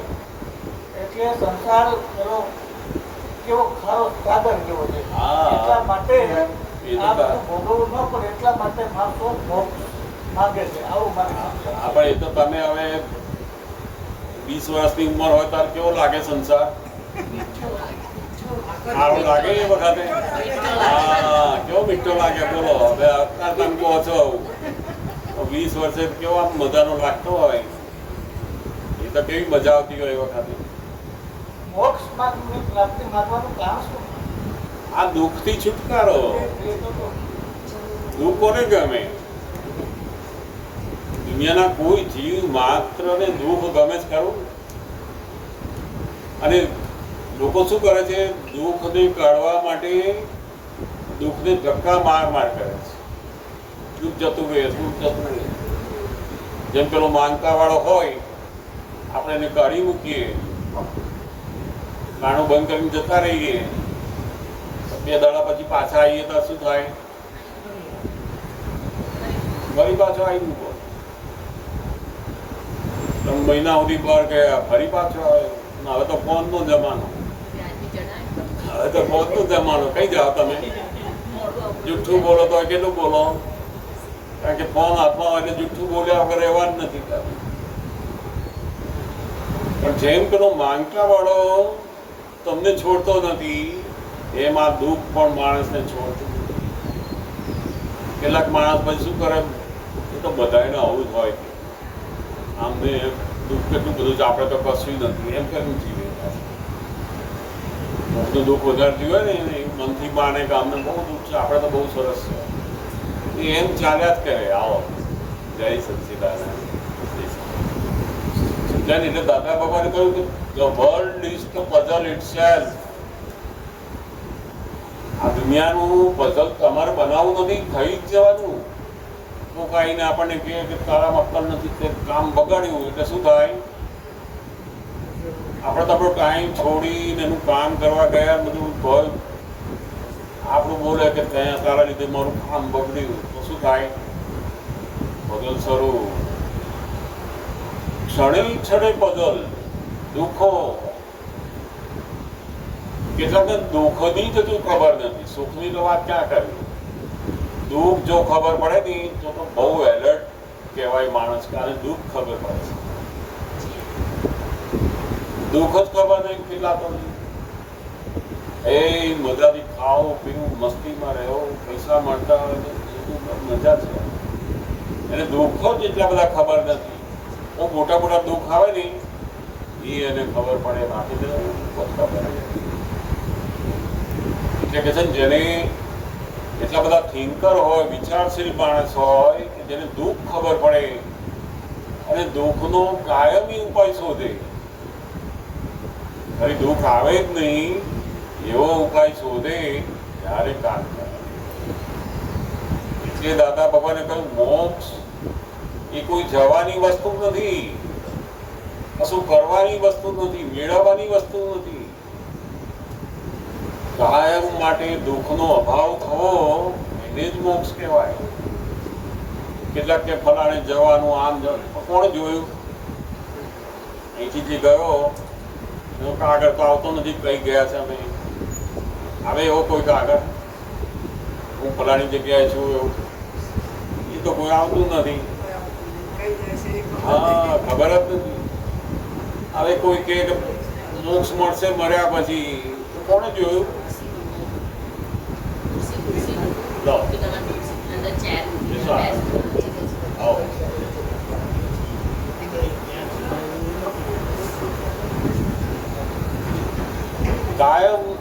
કાયમ માટે દુઃખ સ્પર્શે જ નહીં કોઈ પણ સંજોગોમાં. મારે ગાળો દે, જેલમાં નાખે તો એને દુઃખ સ્પર્શે નહીં. જો એવી સ્થિતિ પ્રાપ્ત થઈ એને જ જ્ઞાનીઓ મોક્ષ કહે છે. સમજાય ને? હા. દુઃખો ના, દુઃખનો અભાવ સુખ જ કહેવાય નહીં. દુઃખનો અભાવ એ જ મોટામાં મોટું સુખ. હા, સ્થિત પ્રજ્ઞતા. દુઃખનો અભાવ, આ દુઃખનો અભાવ જ નથી થયો નથી તો આપણે શું કરીએ છીએ? દુઃખને ભૂલીએ છીએ. ભૂલી જાઓ ને ભૂલી જાઓ ને તો ભૂલ્યા કરે, ભૂલી જાઓ. કેટલાકનો નફટ બની જાય. પછી કેટલાક શું વિચારે, અરે એવા તો બહુ બોલે કે એવું તો જીવાય નહીં, એવું થઈ જાય. એને દુઃખ સ્પર્શે નહીં એવી અવસ્થા આવતી નથી, એવું થતું નથી.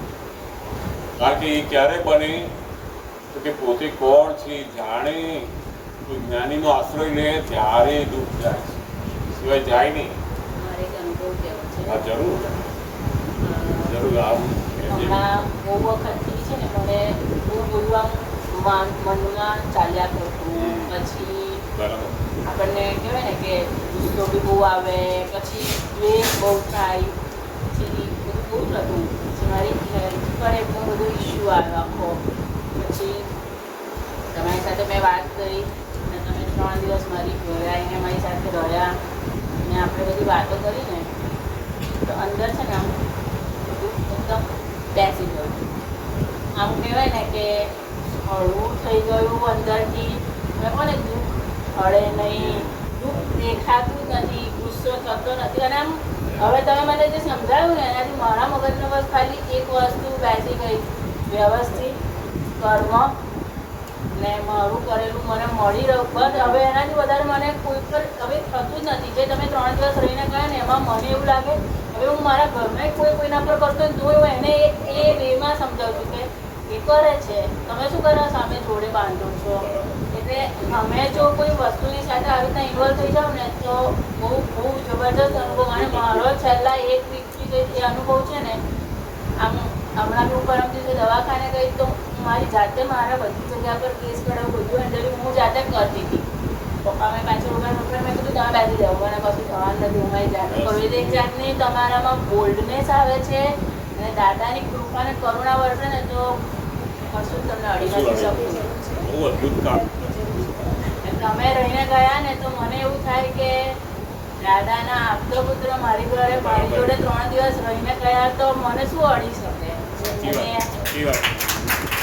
એનાથી મારામાં 3 દિવસ રહ્યા ને એનાથી એવો ફરક પડ્યો છે ને અટોકા કે હું એક્સપ્લેન નથી કરી શકતી. બહુ બહુ મેં એવી જાગે ત્યારે મારે તો ક્યાં જવું ના જવું કશું હોય નહીં. જે સંજોગ મને લઈ જતા હોય એમ થતું હોય.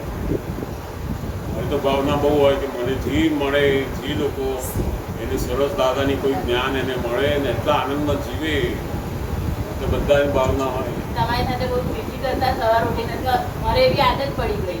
હું કરું ને તો આપણે હમણાં નહોતા બોલતા કે આપણે મંદિરે જઈએ તો બધું યાદ આવે, પેલું બહારનું યાદ આવે, કામનું યાદ આવે. કીર્તન ભક્તિ કરું ને તો ઘણા કહેવાય ને આપણે 10 મિનિટનું નક્કી કરીને બેઠા હોય ને અડધો કલાક પોણો કલાકમાંથી બોલાયા જ કરે, આપણને બંધ કરવાનું મન જ ના થાય. અને એક બાજુ કામનો સમય હોય પણ અંદરથી એવું થાય કે જો કીર્તન ભક્તિ અડધો કલાક વધારે બોલીશ ને તો પેલું કામ મારું અડધો કલાકમાં થવાનું છે ને 10 મિનિટમાં થઈ જશે. કીર્તન ભક્તિ વધારે ના બોલું એટલે એ બધું જે અશોક કાકા બદલાવ્યું ને મને એવું થાય કે તમને જો દાદા મળ્યા હોય ને હમણાં વાત કરતા પરમાત્માનો સાક્ષાત્કાર જીવતા જીવન મોક્ષ મળી જાય. બહુ અદભુત અનુભવ થાય, અનુભવ થાય ચોક્કસ.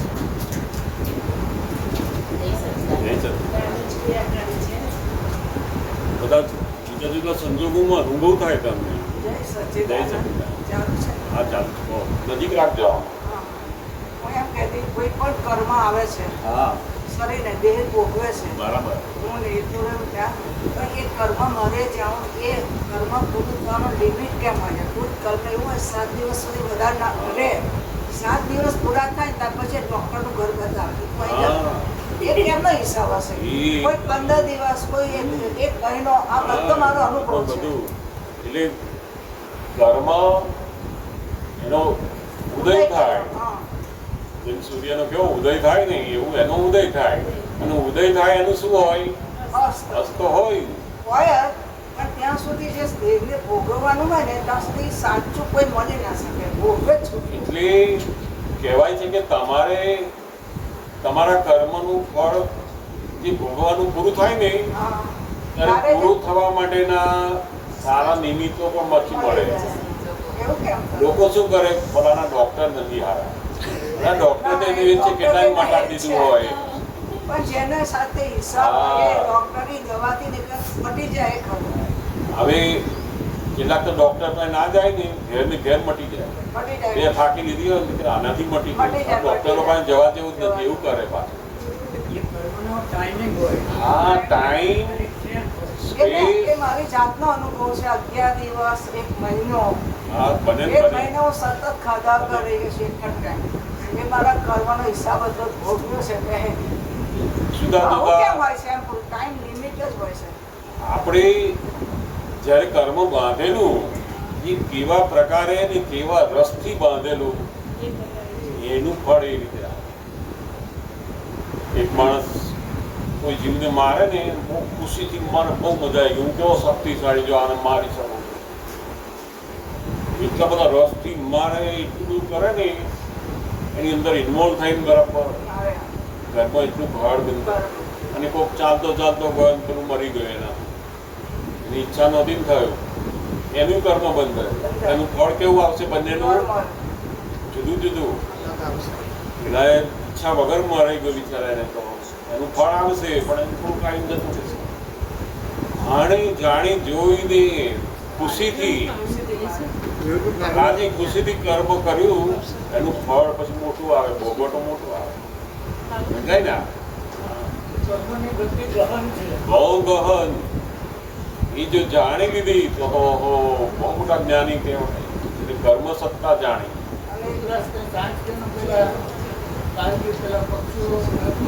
હા એ ખબર પડી જાય. એટલે સમજાયું ને આ કે આપણા કર્મોની જેવી બાંધણી આપણે કરી છે એવું ફળ આવે. એક અઠવાડિયું, મહિનો, 6 મહિના. હા ટાઈમ હોય ટાઈમ પછી પૂરું થઈ જાય, બીજું આવે. એટલે ભગવાને કર્મના પ્રકારમાં વેદનીય કર્મ લીધું છે. જેટલા શરીરધારી છે જીવો એને આ વેદનીય કર્મ હોય. વેદનીય વેદના જેને ભોગવી શકીએ આપણે, અસર થાય આપણને. હવે એ વેદનીય કર્મ ના 2 પ્રકાર લીધા પછી, અને સાતા વેદનીય, અસાતા. દુઃખ રૂપ લાગે એ અસાતા વેદનીય, અને સુખ રૂપ લાગે આપણને બહુ સરસ શરીર, બહુ સરસ છોકરો હોય, ખાવા પીવાનું મળે, સરસ, એ પણ વેદના છે.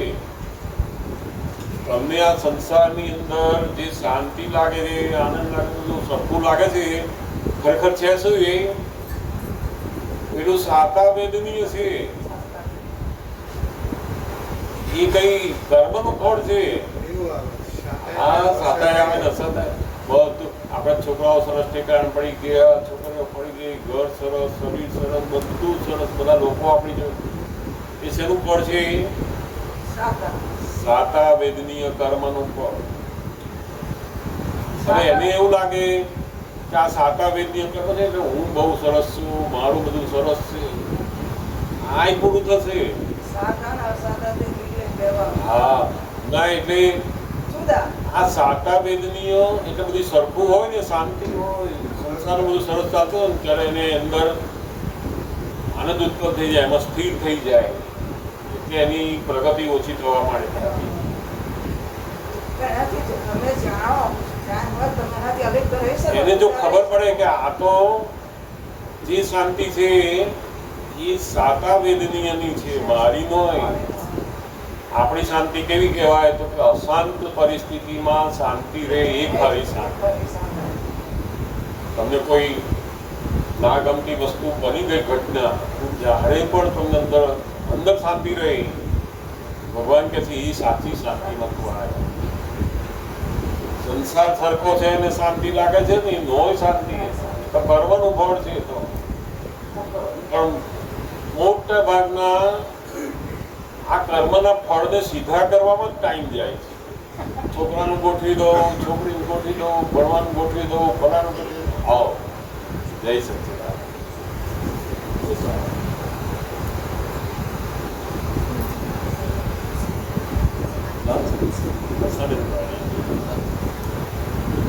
બેસો આવો.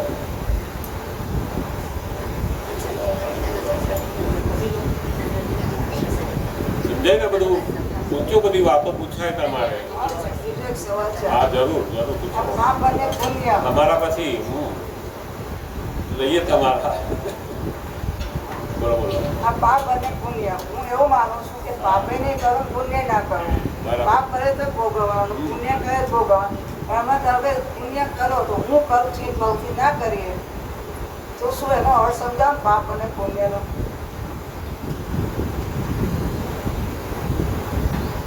એ બે વેદની એ જ કર્મ છે ને. આ પાપ અને પુણ્ય. જ્યાં ના, એ સુધી કર્મ નથી, વેદનીય કર્મ સુખ ને છે. દુઃખ એ બંને શું વેદની. કરું? પાપ અને પુણ્ય કહું છું. જ્યાં સુધી તમે કરતા છો ત્યાં સુધી પાપ ત્યાં સુધી પાપ અને પુણ્ય બંધાર જ કરવાના. એ તો અકર્તા પ્રવૃત્તિ કરો. હા, તમને જ્ઞાન મળ્યું, તમને હું શુદ્ધાત્મા છું એવું ભાન થયું, પછી કરતા કોણ બન્યું? કોઈ નહીં. હવે કોણ કરશે તમારું બધું? વ્યવસ્થિત થશે. હા, જો વ્યવસ્થિત કરતા એવું જ્ઞાન સમજી ગયું તો તમે કરતા પદમાંથી બહાર નીકળી ગયા. હવે તમારે પાપે બંધાય નહીં, પુણ્ય બંધાય. હવે પાપ પુણ્ય કરવાનું, પાપે કરવાનું. બંધાય જ નહીં ને. કરતા પદ્ધતિ નહીં કરવાની, અકર્તા પદ્ધતિ. હા, તમારે હવે વ્યવસ્થિત કરતા છે એ સમજમાં, એ આજ્ઞાની અંદર વધારે રહેવાનું. જેમ તમે કહ્યું હોય એમને કે બપોરના 11 વાગે ઘરે આવી જજો, અને એ ઘરે 11 વાગે ના આવે, 11:30 થાય, 11:45 થાય, તમને શું થાય? ટેન્શન થોડું છે તો કેમ નહીં આ શું છે? હા, તો પછી શું કરો? કશું નહીં. બસ હું તો કરું. અને પછી આવે એટલે શું કરો? 4 વાગે આવે તો કશું નહીં બોલવાનું એટલે આયા છે. કામ હશે તો ઘરે આયા. હા, અને જે દિવસ કામ હોય ને ના આવ્યા હોય તો હજુ સુધી મારે એવો કોઈ પ્રસંગ ના ના, આ તો કહું છું, બને તો શું થાય? એ ઊંચા નીચી થઈ જાય ને આપણે એ વખતે, અને પછી થાય ખબર નથી પડતી તમને આટલા વાગે જવાનું હતું, કારના રાહ જોઈને બેઠા તો તમે આવતા ને એટલી માથા કૂટ. હવે એ બધું થાય છે ને આધારે તો કે આપણે એવું માનતા હતા કે એ કરે છે. હવે તમે જો આ વ્યવસ્થિતનું જ્ઞાન સમજાયું તો તમને તરત સમજ પડે કે આ કોણ કરે છે. તો એ આવે, મોડા આવે, વહેલા આવે, જે કંઈ થાય બધું સમજમાં શું આવી જાય? વ્યવસ્થિત એની જોડે જે આપણને ટકરામણ થતી હોય, એ ના થાય. તકલીફ થતો હોય, દ્વેષ થતો, બધું બંધ થવા માંડ્યું છે. એમ વ્યવસ્થિત કરતાની સમજ આવી એટલે જીવન જીવનના બધા પ્રસંગોમાં આ વ્યવસ્થિતનો ઉપયોગ કરવાનો છે. બની ગયા પછી કે પહેલા? આ નથી આયા એ ઘરે જ આયા ના હોય, આપણે 11 વાગે કહ્યું 11:30 છે ને આયા નથી એટલે બની જ ગયું છે ને. પછી કોઈ જગ્યાએ જવાનું હોય બી આપણે સવારે 9 વાગે જવાનું તૈયાર થઈ જજો. તો એ વખતે શું કરવાનું? જ્યારે આપણા માટે એવું નહીં વાપરવાનું કે વ્યવસ્થિતમાં હશે એમ થવાશે, બીજા માટે વાપરવાનું. મારે 9 વાગે જવાનું હોય, મારે 9 વાગે તૈયાર થવાનું, એ ધ્યાન રાખવાનું. અને ગાડીવાળો નથી આવ્યો, ડ્રાઈવર નથી આવ્યો તો એ કોણ કરે છે? હા, પહેલા આપણે શું માનતા હતા કે લોકો સારું ઠેકાણા નથી, લોકો આવા છે. બીજાના દોષ જોવાથી જ નવા કર્મ બંધાતા હતા. બીજાની ભૂલો જોવાથી જ નવા કર્મ બંધાતા હતા. થઈ ગયા પછી બને એ વ્યવસ્થિત. એ વ્યવસ્થિત આપણે કહ્યું કે દૂધ લઈને આવજો, ઘેર દૂધ લીધા વગર આવ્યા, ફરી પાસે ધોકો ખાવાનો રહ્યો કે છે. આ પ્રયત્ન છે ખુલ્લી કરવાનો. તો આપણે સમજી જવાનું કે આ બન્યું એ શું છે? વ્યવસ્થિત. હવે લડવાનું નહીં, આપણે દૂધ લાવું છે ફરી ઉપાય કંઈક ગોઠવવાનું. બહુ આખા જીવનની બધી પ્રક્રિયાને એકદમ સરળ બનાવી દે છે. ક્લેશ વગરની, કકડાટ વગરની, મતભેદ વગરની, કોઈની ભૂલ જોયા વગરની બનાવી દે છે. કર્મબંધનની એટલે વ્યવસ્થિત નું જ્ઞાન જેને મળ્યું, એની સમજમાં આવ્યો કે કર્તા પદ જતું રહ્યું અને એનાથી પાપ ને પુણ્ય બંને બંધાય. હંસાબેન કોઈ જોડે લડે નહીં તોય પાપ બંધાય નહીં. બોલો, કૃષ્ણ ભગવાન કેટલું બધું યુદ્ધની અંદર ઉભા રહ્યા, બધું કર્યું, એક કર્મ બંધાય નહીં. અને અર્જુનને જે જ્ઞાન પ્રાપ્ત થયું એની કર્મ બંધાય. હવે છેલ્લો સવાલ પૂછી લઉં. હા, ના ના, હજુ પૂછવાના તમે છેલ્લો કેમ રાખો? બીજા તો લઈશું ને આપણે. આ કર્મનું જે સિદ્ધાંત છે ને એ બહુ અદભુત છે, પણ એ રહસ્ય ખબર જો ખાવાથી, પીવાથી, ફરવાથી, પહેરવાથી કર્મ બંધાતા હોત તો મહાવીર નહીં બંધાત, કૃષ્ણ નહીં બંધાત, બધા નહીં બંધાત. કોણ છૂટે એમાંથી? કોઈ છૂટે નહીં. તો કે આ બધું ક્રિયાથી કર્મ નથી બંધાતા, હું કરું છું એવા કરતા પદથી કર્મ. આ રહસ્ય છે અહીંયા. અને આ જો સમજમાં આવી ગયું એ કર્મ બંધાય. ખાઓ, પીવો, કરો, છોકરા પહેણાવો, એક બધી તમારો જીવન વ્યવહાર કરે જ છે. તમે કોઈ જોડે લડો છો, બોલો છો, તોય કર્મ ના બંધાય. એવું અદભુત વિજ્ઞાન. હવે છેલ્લો સવાલ. સમજાય ગયું ને? એટલે તમને બંધાય નહીં. કેમ? તો કે વ્યવસ્થિત કરતા છે જીવવાનું. છેલ્લો સવાલ. હા, જરૂર પૂછો. માણસ મૃત્યુ પામે છે, જેથી એક યોનિમાંથી બીજી યોનિમાં જાય છે. એની અંદર પરમાણુ હોય છે, આત્મા હોય છે જોડે, અને આજુબાજુ જે પેલા જીવાત્મા કે જે કંઈ પરમાણુ હોય છે એને ખેંચીને લઈ જાય છે. જ્યાં એનો હિસાબ હોય ત્યાં એને લઈ જાય છે. બરાબર. હવે ધારો કે મેં એવો દાખલો આપેલો, એમને એક કીડી છે, એક કણ છે, એ આત્મા છે, આજુબાજુ કીડી એને ખેંચે છે.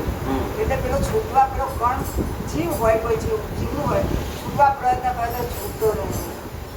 પેલી કીડી એને ખેંચે રહ્યું ત્યાં જાય છે. આત્મા તો અનંત શક્તિ રહે છે, છૂટો થઈ જતો ના રહે સિદ્ધાંતમાં. ના જતો રહે ને. કેમ? કારણ કે એની જે અનંત શક્તિ છે એ શક્તિ કેવી છે? આવરાયેલી છે.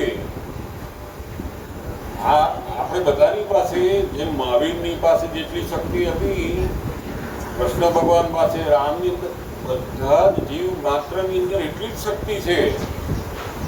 પણ કેવું છે? તો કે આપણું આવરણ વાળું છે અને એ નિરાવરણ થયેલા છે. જ્યાં સુધી એ નિરાવરણ થાય નહીં ત્યાં સુધી આત્મા ત્યાં જાય નહીં.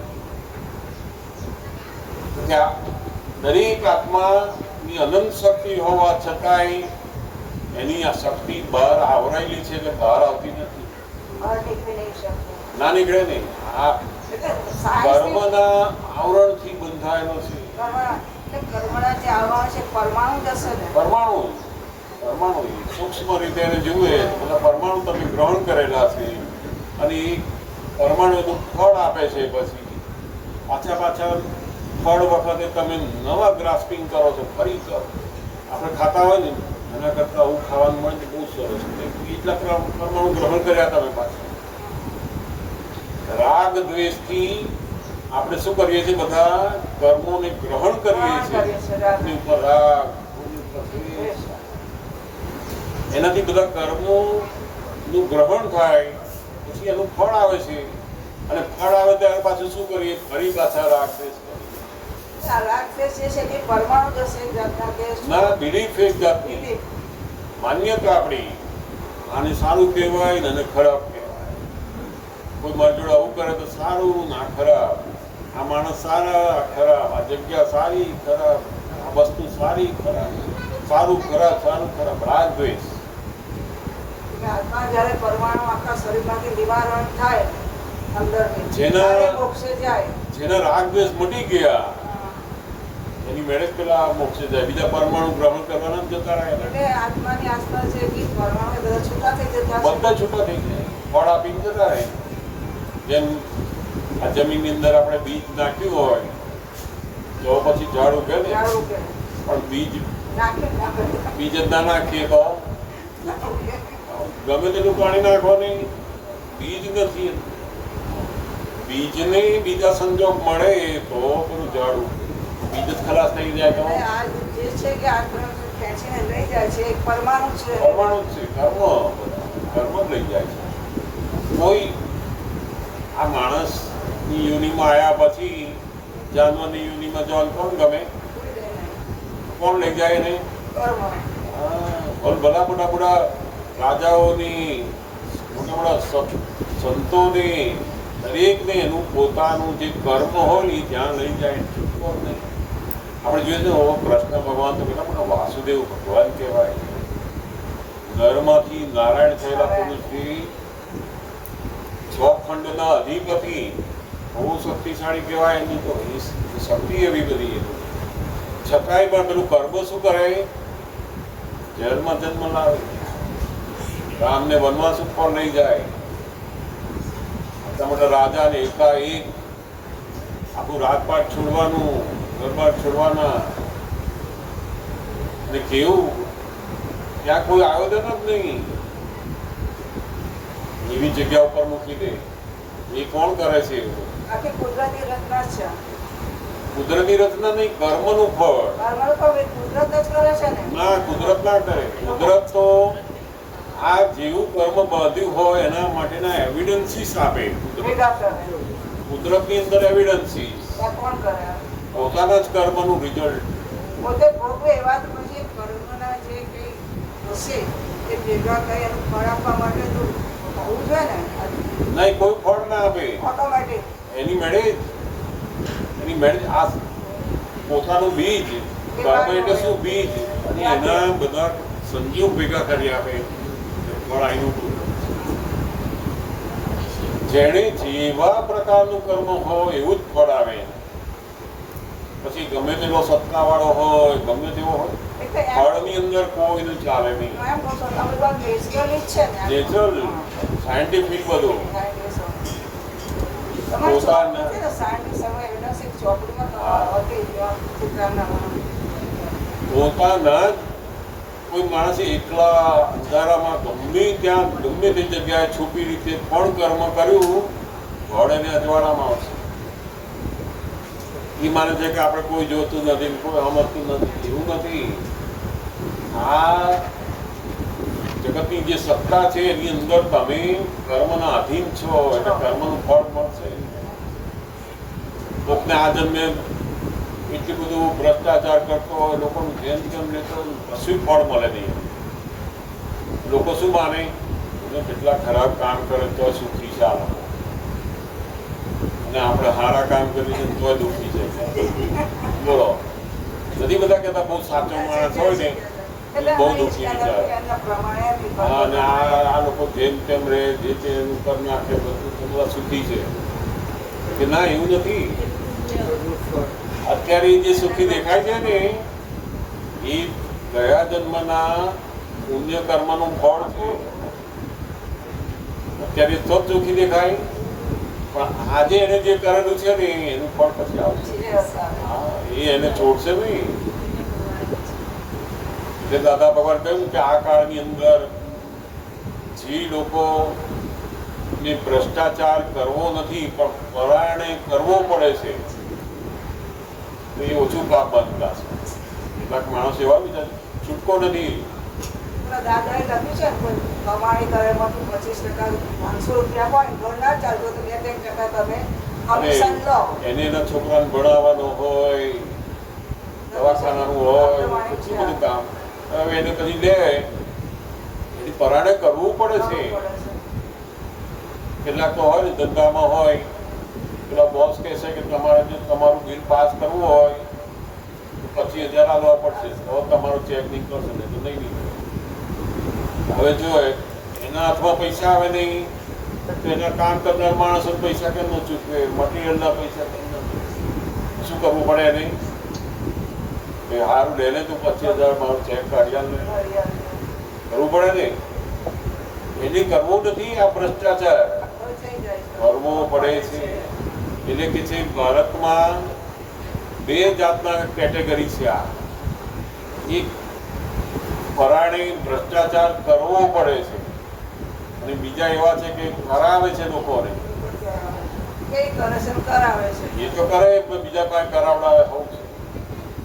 દાદા ભગવાન કહે છે કે આ જે પરાણે ભ્રષ્ટાચાર કરાવડાવે છે એ લોકો 2 પગમાંથી 4 પગમાં જવાના એને મેળે. એનું કર્મ એને લઈ જવાનું છે, એમાં કોઈનું ચાલવાનું નથી. એટલે આ કાળમાં બહુ જાગ્રત રહેવો જેવું છે. એક અવતાર મનુષ્ય જન્મ મળ્યો એને જેમ તેમ વાપરવા માટે નથી મળ્યો.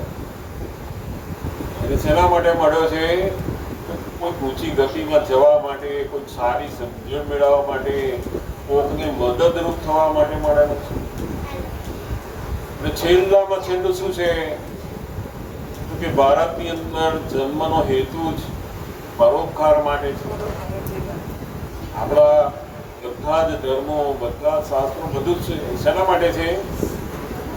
બીજાનું દુઃખ જો તમને ખબર પડતી ના હોય તો માણસ કેમ કહેવાય? આપણે ઘરમાં જઈએ અને ઘરમાં બૂમો પાડ્યા કરીએ, આમ નથી બનાવ્યું, તેમ નથી બનાવ્યું, આવું નથી કરતા. એ ઘરની અંદર આવું બધું કરતા હોય એ પરોપકાર કરે. મંદિરમાં જઈને સેવા કરવા જાય, ફલાણી આશ્રમમાં જઈને સેવા કરવા જાય, ઘરમાં તોફાન કરે. અને પરોપકાર કેમ કહેવાય? મોટામાં મોટું પોતે પોતાના જોડે રહેનારા માણસોની દુઃખ ના થાય એવી રીતના જીવન જીવે, બહુ મોટો પરોપકાર. એક સવાલ, મારો એક સિદ્ધાંત છે કે ધારો કે મને કંઈક થાય તો હું કોઈ ના છોડકે જવું પડે. એટલે કહેવાથી શું થાય? ધારો કે કોઈ કોઈ ફ્રેન્ડ હોય અને કહ્યું હોય તો કોઈને રાગ થાય કે દયા રાગ થાય, કોઈ એવી ક્યારે લાયક હતી શું ભોગવતી. એટલે કહેવાનો કશો મતલબ નથી. મારો સિદ્ધાંત એવો છે. ના, એ તો બરાબર, કઈ વાંધો નહીં. ના રહેવાય, ના છૂટકે, ના સહન થાય તો બહુ વિગત કે સિવાય એનો વાંધો નહીં. ઘરના લોકો બાંધાને તો કોઈ દિવસ નહીં કે મને આ થાય છે, તે થયું, મારે આવું છે, શું કે એટલે આમાં કેવું છે કે આપણી એવું ખરું રાગ દ્વેષ કરે તો કર્મ એને બંધાય. બંધાય, બધું બંધાય. એને તો એ તમારા તરફ દ્વેષ કરે તો એને કર્મ બંધાય, રાગ કરે તો બંધાય. પણ આપણે જ્યાં આપણી જરૂરિયાત હોય ત્યાં કહેવાનું. આપણે એવું નહીં કે કોઈને કહેવું જ નહીં, એવું નહીં રાખવાનું. આપણે આપણા ફેમિલી મેમ્બર્સ હોય એમને કહેવાનું કે મને એવું લાગે છે, જરા ધ્યાન આપો. ફેમિલી જ નહીં. આ ફેમિલી છે ને બે. અને દાદા ભગવાન તો ખરું, પણ ગમે શુદ્ધાત્મા એટલે પહેલા ફેમિલી કોણ? હા, એટલે હંસાબેનને કહેવાનું કે એકદમ સરળ થાવ, કહો કહીએ બીજા. આપણે શું કહેવાનું? બધું આપણું ફેમિલી. દાદા કહે છે ને તમે હું તો દાદાગીરી કહું કે દાદાગીરી એવો ઉપાય કે દવા બતાવો બસ એટલી બધું કર્યા પણ વ્યવહારમાં છે ને તમે જો હંસાબેનના જોડે ફેમિલી જેવા થયા ને તો બધા બહાર સરસ ફેમિલી થતા હતા.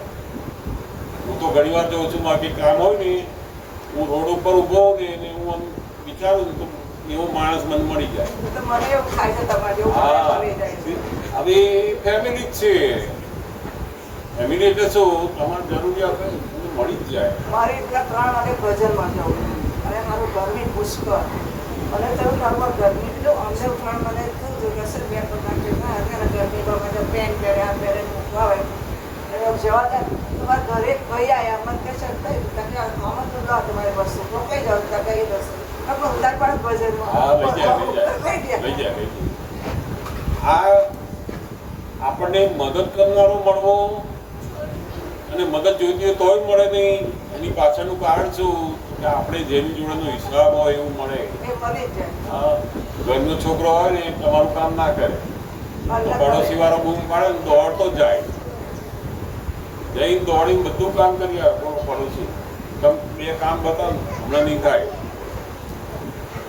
ત્યાં આપણને રાગદ્વેષ ઉત્પન્ન થાય કે તું ઘરનો હોત એટલે ઘરના કામ કરતો ને જે ના કરી આવે તે પાછા વિરોધી હોય ને એનું પહેલું કરી આવે. હિસાબે હા એટલે દાદા ભગવાન બહુ સુંદર વાત મૂકી કે આ જગત કેવું છે વ્યવહાર સ્વરૂપ ન્યાય સ્વરૂપ નથી. જગત આખું કેવું છે વ્યવહાર સ્વરૂપ. પૂર્વ ભાવમાં મારી જોડે તો જેની જોડે હિસાબ હોય એ જ મદદ કરે. આપણે જેને મદદ કરવાની હોય એ પણ હિસાબ છે. છોકરાને આપણે મદદ કર કરે જ જઈએ. જેવા લગ્ન થાય ને પછી શું થાય એને ઘેર એના ગુરુ આવે એટલે એની ઘેર પતંગ કોક મારા આમ કામ છે મને હમણાં ટાઈમ નથી મમ્મી હમણાં ફલાણે બોલાવી દો આને બોલાવી આમ કરતો ભાઈ બતાવી દેતા તમને સાહેબ જો 25 વર્ષ એમની પાછળ કાઢ્યા છોકરાઓનું કંઈ ધ્યાન તમે ધ્યાન બગાડો. કેમ તો તમને પેલું સમજ નથી. આ જગત કેવું છે વ્યવહાર સ્વરૂપ છે. મારો છોકરો થઈ મેં આટલું કર્યું ધ્યાન નથી રાખતો પૂછતો નથી. ન્યાય જોયો તમે જો ન્યાય જોશો તો પાછા કર્મના હિસાબમાં કેસ શરૂ થશે. એટલે રાગદ્વેષ ત્યારે જાય. આ ન્યાય જોવાનું જાય ને તો રાગદ્વેષ જતા રહે. હું કોણ છું ના ન્યાય જોવાનું ન્યાય જોવાનું. અને આવું કેમ કર્યું આવું કેમ નહીં મેં એને આટલી મદદ કરેલી તો મારી જોડે કેમ આવું હિસાબ છે ન્યાય જેમ કઈ ન્યાય જોતા હોય આપણે મદદ કરી મારું કામ આવતા તો દેખાય નહીં કોને ના કર્યું ન્યાય જોતા. જ્યાં જ્યાં તમે ન્યાય જુઓ છો ત્યાં તમને આ બધા કર્મના નવા હિસાબોમાં આવો છો. ચાલુ કરજો ચાલુ છે સમજ્યા? ન્યાય જગત કેવું છે વ્યવહાર સ્વરૂપ. જેની છોકરા જોડે હિસાબ ઓછો હોય પણ તમારા પડોશીનો છોકરો સગાનો કોઈ છોકરો દૂર હોય ને એ જ દોડી ના આવે. તમને તો જો આપણા છોકરાને ઠેકાણું નથી આ કેવો સરસ તમે છોકરાને લડ કરો કેટલાક એના હસબન્ડને એવું કહે કે ફલાણો કેટલું આમ કરે. અરે તો હિસાબથી ચાલે છે બધું. એને બહુ કોઈ કેર કરતું હોય બહુ ધ્યાન રાખતું હોય એનું કેમ કરતું હોય એની જોડે એવો હિસાબ છે. આપણે છોકરાનું ઘણું બધું કર્યું તો આપણે આમ ના જોતા આપણે શું સમજાવવાનું વ્યવહાર સ્વરૂપ મારો હિસાબ છે. આમાં ન્યાય જોવાનું નહીં.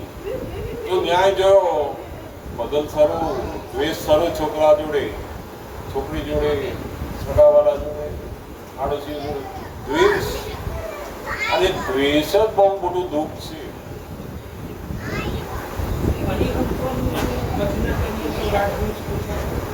હરિહંતની ભજના કરવાથી રાગદ્વેષ જાય નહીં. સમજતી જાય જ્ઞાનીની ભજના કરવાથી જાય. હરિહંતની ભજના નહીં. હરિયનને કોણ ઓળખે છે? અહીં જીવતા કોઈ એવા મળે કે જેને રાગ દ્વેષ ગયા હોય એવાની ભજના કરો, જાતે સમજતી ને એવાની આપણે ભજના કરીએ ત્યારે આપણે રાગ દ્વેષ આપણને એવું જ્ઞાન સમજાવે, એવી સમજમાં લાવે રાગ દ્વેષ અશોકભાઈ એમ કહેતી કે જ્ઞાનથી પણ તમે રાગદ્વેષ કરી શકો છો. થાય જ નહીં ને જ્ઞાન હોય તો. થાય ને, રાગ એમ આ તમે સમજો કે આ જગત વ્યવહાર સ્વરૂપ છે, ન્યાય જોવાનું નથી. તમને રાગ દ્વેષ બંધ બંધ થઈ થવાનો, જાય. સમજમાં આવવું જોઈએ તમારી. મારે ન્યાય જોવાનું નથી. ફલાણાને કામ હતું તો હાલ રૂપિયા કાઢી નાખ્યા, મારે થોડું કામ આવ્યું તો આનું દેખાતો નથી, હવે પાછા આપતોય નથી. તમે ન્યાય જોવા ગયા, દ્વેષ શરૂ થયો. મારા સિવાય આખું જગત વિતરાગ છે, મારા હિસાબથી બધું આ પોતાના ન્યાય જોવાની દ્રષ્ટિથી જ આ બંધાયો છે. નિર્દોષ છે. ન્યાય જોવાનું નહીં, વ્યવહાર સ્વરૂપ છે. સમજાય ને? આ બહુ સરસ. એમણે દાદા ભગવાન એટલે શું, આપણા જેવા માણસ છે ને એમણે જીવનમાં અનુભવ્યું છે. આ પછી આપણને કહ્યું, અમે એવી રીતના અનુભવીએ છીએ અને કહીએ છીએ. સમજાય ને? આ ન્યાય એ જ આપણને નવા કર્મનું બંધન કરાવે છે. ન્યાય જોવાનું નહીં, જ્યાં ને ત્યાં ન્યાય. ફલાણાને ખાવાનું અન્ન આટલું આપ્યું, અમને અન્ન આપ્યું, આપણે તો કેટલું કામ કરે ન કરે, મારું છોડીને એમનું કામ કરવા ગયા તો બોલાવતા ન્યાય બધા. જઈને કઈ પોતાના ઘરના માણસો જોડે આની બધી ન્યાય જોજો કરે ને એના દુઃખો છે. આમનો હસબન્ડ 4 વખત ફરવા લઈ જાય છે, આપણને કહેતો જ નથી કામ છે મારે, કામ છે મારે, કામ છે મારે. એમાંથી નવરાત નહીં પડતા લોકો. દ્વેષ જોડે રહેવાય